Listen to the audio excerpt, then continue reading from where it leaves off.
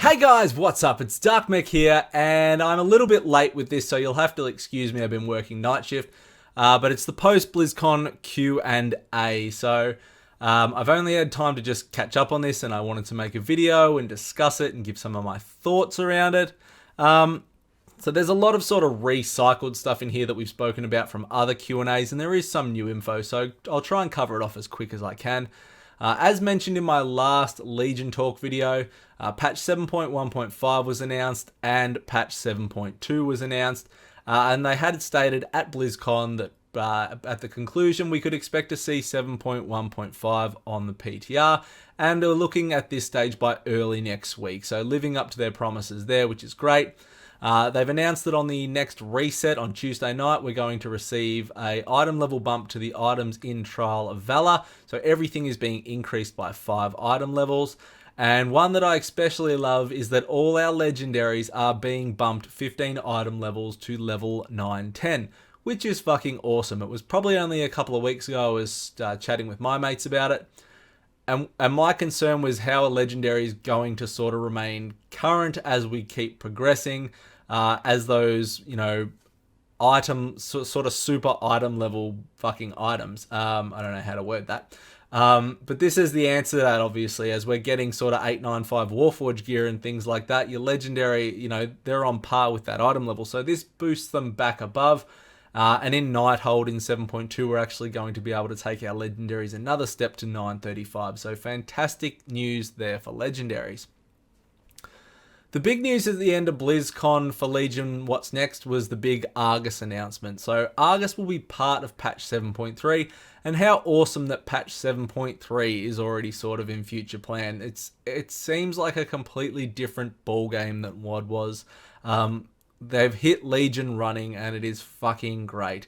Argus is not going to be a leveling zone. It's going to be another outdoor zone. There's quests and raids there, and it's going to be the capstone that finishes off the Legion story as we take the fight to the Burning Legion. A little more info surrounding 7.2. Nighthold is still targeted for a mid-January release. The Tomb of Sargeras, which is patch 7.2, will be out later though. It's not going to be available straight away. People will still be progressing through the Nighthold probably by the time it comes out though. And it all makes sense with Gul'dan being at the end of the Nighthold and Kil'jaeden waiting for us at the end of the Tomb of Sargeras. It would only make sense for the Nighthold to come out after we've defeated Gul'dan, in my head anyway. 7.2, as I said, will be the Nighthold raid, but it will be a while before we access the Tomb of Sargeras. There will be a whole storyline based around progressing towards the Tomb of Sargeras on the Broken Shore, building up the resources, which I spoke about in the last video. So it will be a while before we actually get in there, but there will be a story that leads us all the way up to that. They spoke about Karazhan and what a great success they feel it's been, and mostly for the part, I would absolutely agree with them. Karazhan really did a great job in capturing a 5-man raiding environment feel. It brought, for me, the right mix of nostalgia with a sort of a revitalized nature to some of the new bosses and just the way the zone sort of looks now. Again, though, people are going to have varying opinions on that. My big issue with Karazhan is I don't see a hell of a lot of playability through it. It's not a dungeon that you are going to go and run quickly, obviously, because it's so long. When it's split into upper and lower for Mythic Pluses, it may be a very different story. The running back if you wipe is fucking horrific. Once you've done your Nightbane mount runs, the only real thing left to do is go in and farm Adamant for midnight. So I don't know how much sort of repeatability there is in that dungeon, but at the same time, you can't have an epic 5-man raiding sort of experience created dungeon and then make it really fucking small and quick either. So again, probably never going to please everyone with that one. Blizzard did say that there were approximately 300,000 groups made globally in Group Finder last week for Karazhan, which is fucking great. It means people are getting out there and making groups. I have no doubt that people are still getting fucking stonewalled by 870 plus for Karazhan groups. That's the way people go. They're assholes. But I'm hoping that these numbers sort of show people are starting to have the confidence to make their own groups, putting comments in saying 845 plus, we don't care if we wipe, or learning Karazhan group or something like that. So you are recruiting like-minded people. So you are meeting like-minded people that you can put on your friends list and continue to do this stuff without the anxiety of sort of running into elitists if that's your fear. Blizzard said they were overall happy with Karazhan. They said they were overall happy in the way Trial of Valor had turned out. They saw it as a continuation to Emerald Nightmare with sort of bosses 8, 9, 10. They feel once that item level bump comes in on reset that'll be exactly where it needs to be. They brought up secondary stats, but to be honest, it's the same discussion I've had with you guys in 2 other videos because it's the same discussion we're still having. They're looking at it. Is pretty much still the answer. They're still fucking looking at it. It's gone back to item level again, which it has been as well. They've said if it's a 15 item level upgrade or higher than you've currently got, it should be worth equipping. So stay tuned for something on that. We're still waiting. They did say that reforging is not a solution though, or they don't see it as a solution. Personally, I would love reforging to come back into game. However, they don't feel it's a solution to this problem. So we're probably not going to see that come back in. Artifact appearances were brought up, so they will not be, the appearances will not be removed at the end of the expansion. You will still be able to see them and unlock them. You'll still be able to earn the appearances, so you can transmog other weapons to look like artifacts after Legion is over. They did say in a time-limited way, so I'm not sure what sort of goes to that. The team did state that they were going to figure out a solution to making the cat and bear forms for druids available post-Legion. That is fucking great news because the new cat form and bear form look fucking baller, so hats off for that one. There's a couple of model updates coming. The ghouls for DKs are getting a overview in patch 7.2, same as water elementals for mages are on the list to be redone. There are going to be no new battlegrounds in 7.1.5. They said they would love to make more battlegrounds, but they're restricted obviously by time and resources, and they've been doing the brawlers at the moment has been a large focus. They also said that they would need to create a battleground that fits into the current theme. So at the moment, it's not Alliance versus Horde so much. It's Alliance and Horde versus the Burning Legion. And if they were going to make a new battleground, it would have to fit along with that theme, which makes sense. Patch 7.1.5 as well, they've said, I don't want to use the word fix, but it's going to bring a change to the ring and neck that people have pretty much dubbed the butting joke of the Legendary world, where if you receive a Zephyrs or the Pirate As or whatever it's called, you generally want to go out and play Twister on the freeway.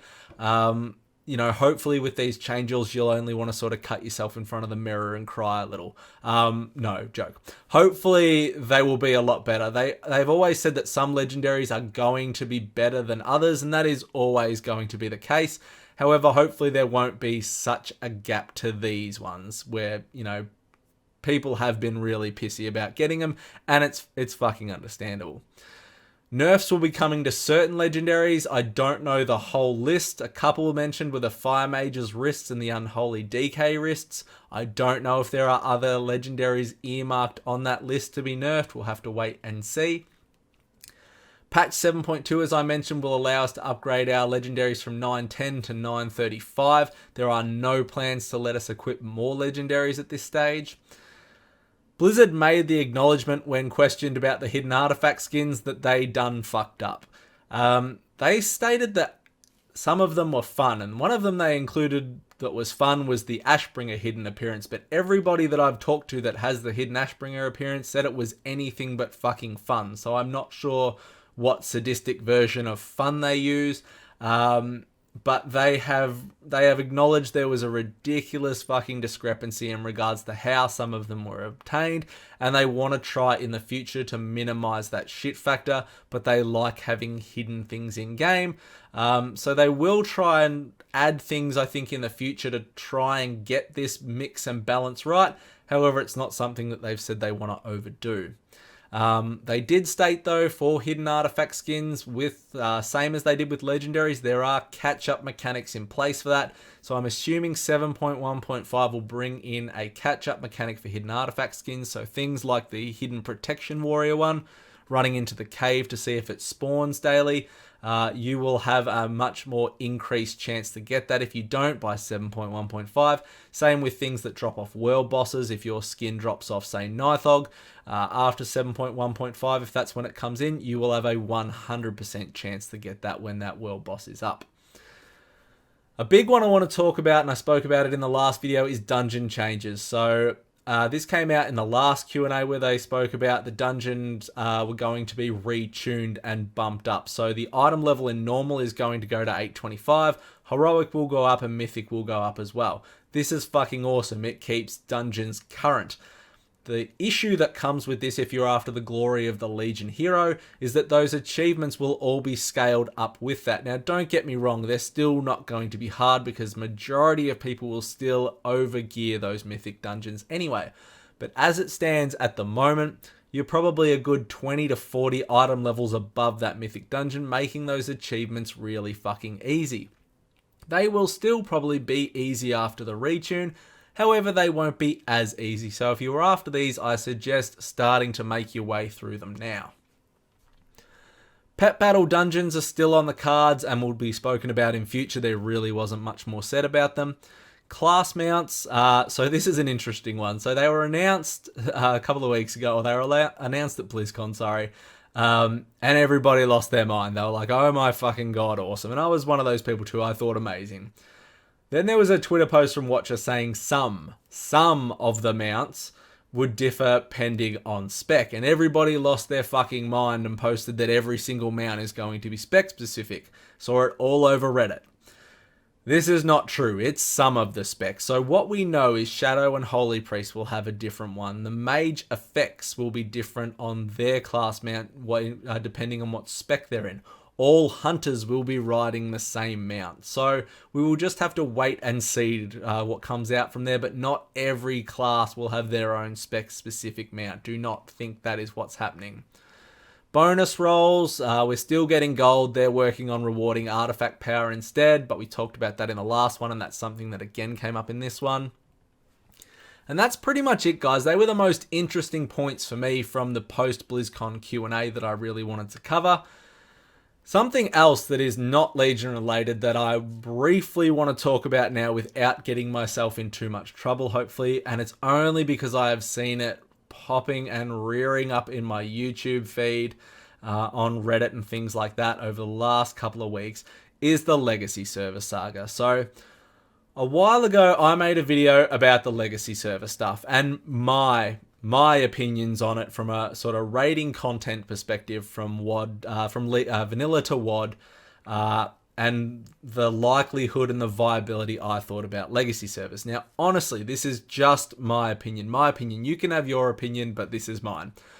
I honestly don't fucking care. I don't care if Blizzard do, and I don't care if Blizzard don't. I will not go back and play it, because for me, I loved vanilla when I played vanilla, and I loved the experiences for the first time that I had in vanilla with the people I had those with in vanilla. I don't want to tarnish them or go back and relive them. But that's my opinion, and there are lots of people that are different. There are lots of people that haven't experienced that and want to, and that's fine. That's my opinion. I think it's fantastic that there are still people that love the game in its classic format. However, my opinion, and I keep saying this because it's just my opinion, is I don't think it's a smart decision for Blizzard. I think that's why it hasn't happened. I just don't honestly believe there are enough people in a sustainable, continued format to make it worthwhile. I don't think it will last 10... I don't think it'll last 10 years, and that's what I'm thinking. Don't get me wrong, I think it would last maybe 3 to 5 years, probably easily, and then we'd start to see a drop-off. But again, just my opinion. But for me, I don't think that's what Blizzard really want to sink their resources in. I think they want to continue to move forwards, not backwards, and not especially only for a brief time period. But again, that's just my take on it. So what's happened lately, and I've seen it all over YouTube, is that Nastarius were pretty much waiting for an announcement about legacy servers at BlizzCon. Then Blizzard came out on the forums. They said there would be no legacy announcement, and this kind of sent the legacy server community, which is a very big and passionate community. It's not well, it's not small, but it's not, it's not fucking humongous either. But that sent them into a real feud, and fair enough, because they're very passionate about this. What this has led to is an announcement from Nestarius that they're going to make their source code public. They're going to give it to Elysium. Now, I don't know everything about this topic, so if I miss something here, please do correct me. I'm more than happy to have rational conversations. But they're going to give their source code to Elysium because it fits mostly with their core values, and they're wanting to continue to make the legacy community grow, prosper, and continue. For me, though, I kind of see this as a bit of a dummy spit. I kind of see this as, you guys didn't say anything at BlizzCon, so fuck you, we're going to give our source code out because that's what you don't want us to do. That's how I see it. Whether or not that's wrong or not, but I don't think it's a great move. In saying all that, I have great respect for the people behind Nestarius and what they're trying to do. I think they have their player community, their interests 100% in their minds when they do this stuff. I just don't think it was a great way to go about it. And I get that they want people to be able to enjoy the game that they loved, or to experience vanilla that they hear so much about that they haven't got to experience.